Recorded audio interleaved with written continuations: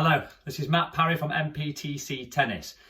Today's video is going to be a little bit of player, coach, parent advice that I think is seriously lacking out there. I mean, I've watched loads and loads of YouTube videos, read loads of books, loads of articles, and I think this part of tennis is probably the part that I wish when I was younger this information was out there, that I could have fed to my dad and my coach to help with that relationship so that I could have developed further as a player.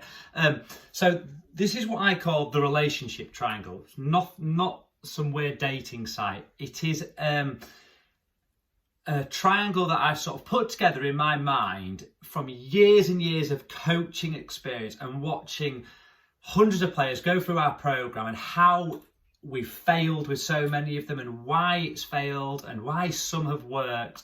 And it's just a little bit of advice out there on how it has to be. And there's a lot of grey areas, but the success stories we have had, this triangle has worked perfectly. And where they haven't worked, it is always somewhere in this triangle that it has broken down. So I just want a bit of a background into this. I'm not a psychologist, and I think it's good that I'm not, because I don't think this sort of information needs to be scientific. This is coming from the horse's mouth. We have been in the trenches. We've seen this. All of the coaches out there that have taught good players over the years, they know how this works. So the triangle is dead simple. It is the player, the parent, and the coach. And when you're starting out on your journey as a tennis player, you're a good junior or whatever age you are, you need to shop around for a coach first. You all know my opinions on what coach you should go for. Try everything you can to check your ego at the door. Avoid that ex-professional player or the guy that was number one in the county or whatever. Look at coaching experience. You do not want to chance your child's development on someone that just happens to have played a high level of tennis. It's like, putting all your money, investing your money into someone who's won the lottery. They've got a lot of money, but it does not mean they know how to invest. So you've got to pick the right coach. Number one, and shop around when you start. Shop around different venues, different coaches, until you come to the conclusion on somebody that you think works for your child and it works with the three of you. And then that's it. Full stop. Stick with that coach. If you find a good one, stick with them. So the first relationship I want to have a little bit of a discussion on is the player and the coach. And this one is the most simple relationship. There needs to be trust both ways. The player has to trust the coach has to trust the player. The coach has to know when to put an arm around a player, has to know when to push them. And the player has to trust that what the coach is doing is the right thing. And if you get that relationship is fine. And to be honest, in my years of experience, that very rarely breaks down. I think I could count on one hand the times that I've actually had a breakdown with a player. In fact, I can hardly remember one. The second one is the parent and the child. And this is where I've got my little son Alfie down here with me. So it is a constant reminder when he decides whichever path he goes, whether he plays a sport or whatever he does, that I'm a parent. So that relationship is super simple. As a parent, you have to be a parent.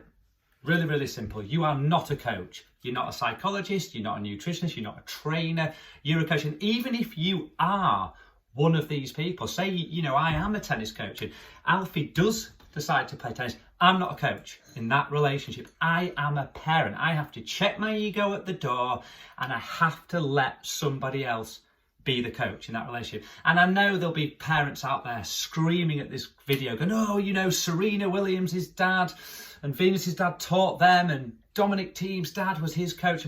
No, these are the outliers. For every one of those relationships that works, there are hundreds of thousands that have failed. And then when you look at that one player that had a dad or a mum, Coco Gauff, who taught them, there is the rest of the players in that list of quality that have coaches. So the way to do it is to have a coach. You do not want to chance your child's development on your skills as a coach if you've never been a coach in your life. So as a parent, that relationship's easy. It is you're the parent, end of. And there is enough pressure on players at tournaments without having the pressure of a parent at the back of the court. So I love going to competitions, standing at the back with players I don't know and watching the interaction between the players and the parents at the back. And I can tell instantly which players will go on and do well and which ones have got no chance. The player that spends 99% of his time turning around and looking at his mum, looking at his dad,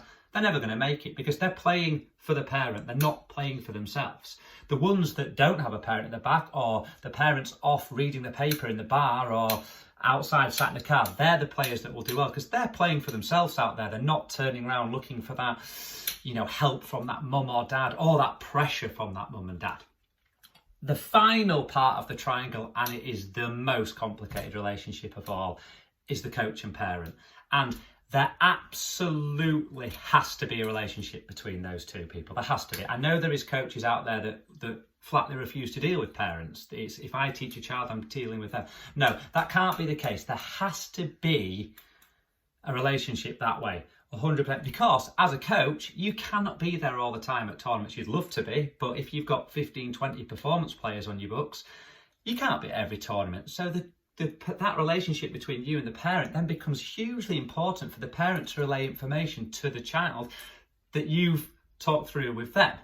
And it is a relationship that breaks down more than any. I've had countless times now over my 22 years of coaching where the relationship between me and the parent has broken down, and that has been the end of that. And it is usually those people that you see, and you'll all know them. Every coach out there, every player knows them. And you'll go to tournaments and you'll see that player and you look at him and you think, oh, he's got a different tracksuit on this time. I'm sure he played at so-and-so club before. And then 2 years ago, he played at so-and-so. And it's that player that tends to bounce from coach to coach to coach to coach to coach. And most of the players I bump into that I used to teach that have moved on because the relationship's broken down. We get on really well. However, me and the parent don't get on well. And it tends to be when the parent starts to question the coach too much. We love questioning. I love it when parents want to know what's going on. They want to be involved because that's fantastic. But it is when that questioning becomes too much.